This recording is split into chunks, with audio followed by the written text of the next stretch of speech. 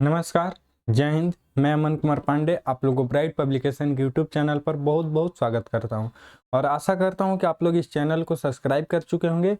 यदि आप में से कोई भी अभी तक इस चैनल को सब्सक्राइब नहीं किए हैं तो चैनल को सब्सक्राइब कर लेंगे और बेल आइकन भी प्रेस कर लेंगे।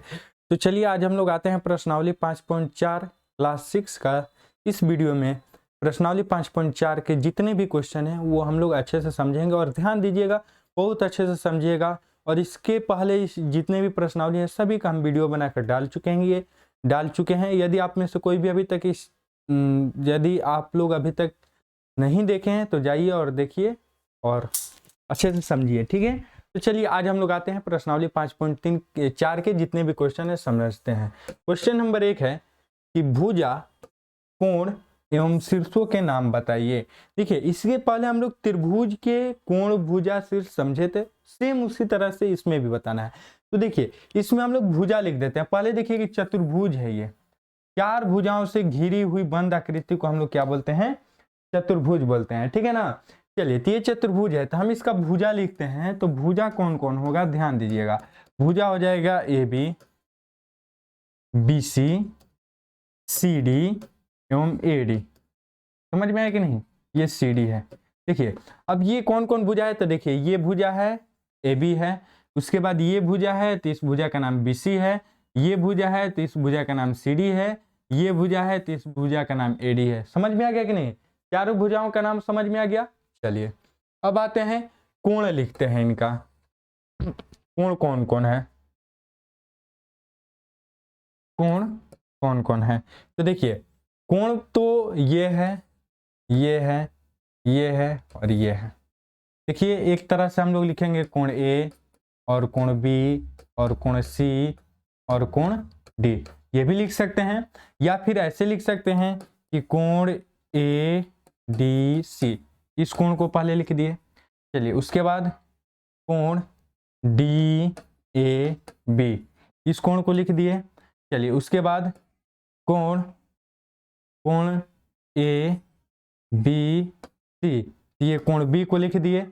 चलिए उसके बाद लिखते हैं कि कोण BCD, यानी कोण C को भी लिख दिए। तो कोण ABCD, चारों कोणों को हम लोग लिख दिए। समझ में आया कि नहीं? जो कोण बीच में रहेगा, जो बीच में रहेगा उसी कोण का बात हो रहा है। समझ में आ गया कि नहीं? चलिए उसके बाद आगे आते हैं, शीर्षों को समझते हैं। शीर्ष क्या होते हैं?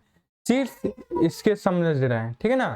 शीर्ष क्या होते हैं? तो देखिए शीर्ष यहाँ पर जहां पर दो रेखाएं मिलती है उसको हम लोग शीर्ष बोलते हैं, ठीक है ना। जहां पर रेखा मिल रही है, तो ये हो गया A, ये हो गया B, C और D। ये क्या है? ये जो है ये शीर्ष है। शीर्ष कौन है? ABCD, जहां पर रेखा मिल रही है उसी को हम लोग शीर्ष बोलते हैं। तो आशा करते हैं कि ये चीज आप लोगों को बहुत अच्छे से समझ में आ गया होगा। और इसके पहले वाले भी वीडियो जो था उसमें त्रिभुज था, त्रिभुज के बारे में कोण, एंगल, भुजा सब कुछ समझा दिए उसमें, ठीक है ना। चलिए अब आगे आते हैं इसके नेक्स्ट क्वेश्चन पे। Question number 2। क्वेश्चन नंबर 2 है कि दिए गए चतुर्भुज के चित्र में बिंदु M को चतुर्भुज के बहिर्भाग में और बिंदु N को अंतःभाग में तथा बिंदु P को चतुर्भुज के सीमा पर दर्शाइए। देखिए यहां पर एक चतुर्भुज बनाया गया है ABCD। चलिए हम भी बना देते हैं। ABCD, ये ABCD क्या है? एक चतुर्भुज बना दिए। उसके बाद अब आते हैं क्वेश्चन पर। क्वेश्चन बोला है कि चित्र में M को चतुर्भुज के बहिर्भाग में, यानी चतुर्भुज के बहिर्भाग, बहिर्भाग क्या होता है? यानी बाहर, बाहर वाले हिस्से पर, बाहर भाग में। तो यानी चतुर्भुज के बाहर हम लोग को क्या दर्शाना है? M दर्शाना है।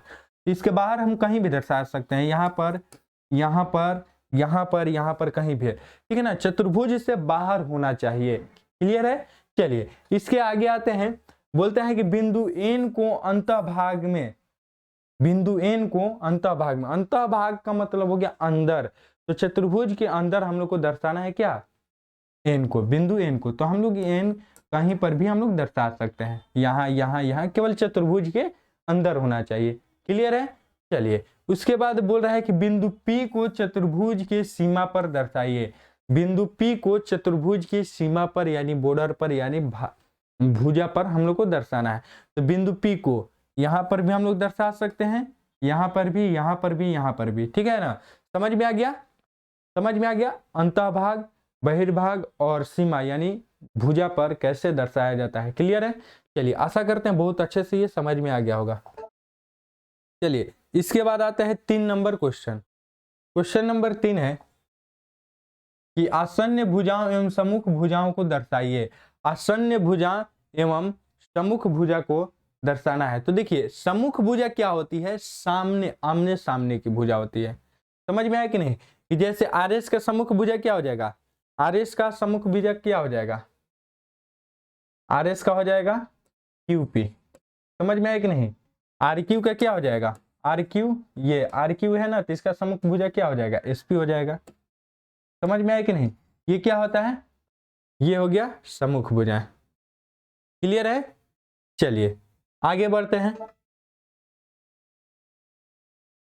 चलिए ये तो हम केवल सम्मुख भुजा बता दिए, और क्या है, आसन्न भुजाएं हैं। तो देखिए चतुर्भुज PQR में आसन्न भुजा RQ एवं QP है।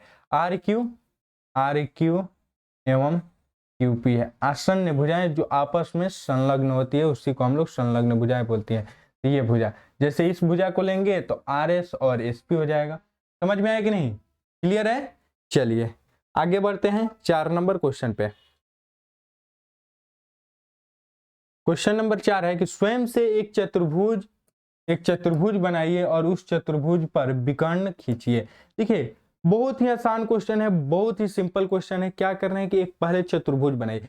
चतुर्भुज क्या होता है, 4 भुजाओं से घिरी हुई एक बंद आकृति को हम लोग चतुर्भुज कहते हैं।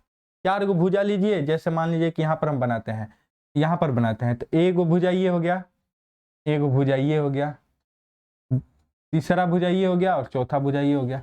बंद आकृति हो गया, एक चतुर्भुज हो गया। चारों को मिला दिए तो एक बंद आकृति बन गया और एक चतुर्भुज भी बन गया।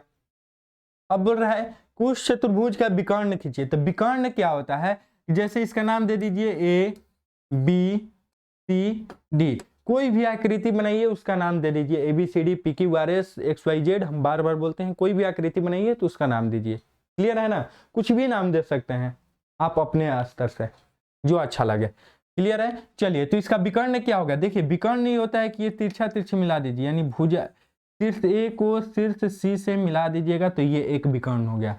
उसी तरह से B और D को मिला दीजिएगा तो ये एक विकर्ण हो जाएगा। तो विकर्ण इसका क्या क्या हो गया, इसका विकर्ण यदि हम पूछे कि विकर्ण क्या क्या हो गया, तो AC हो गया और BD हो गया। समझ में आया कि नहीं। विकर्ण क्या क्या हो गया, AC और BD हो गया। समझ में आ गया। चलिए आगे बढ़ते हैं। तो इसके साथ हम लोग का प्रश्नावली 5.4 कंप्लीट हुआ और आशा करते हैं कि आप लोग को बहुत अच्छे से समझ में आ गया होगा। यदि समझ में आ रहा है तो लाइक कीजिए, शेयर कीजिए और कमेंट करके जरूर बताएं कि पढ़ाई कैसी लग रही है। ठीक है, तो मिलते हैं फिर नेक्स्ट वीडियो में। आज के लिए इतना ही। जय हिंद, जय भारत।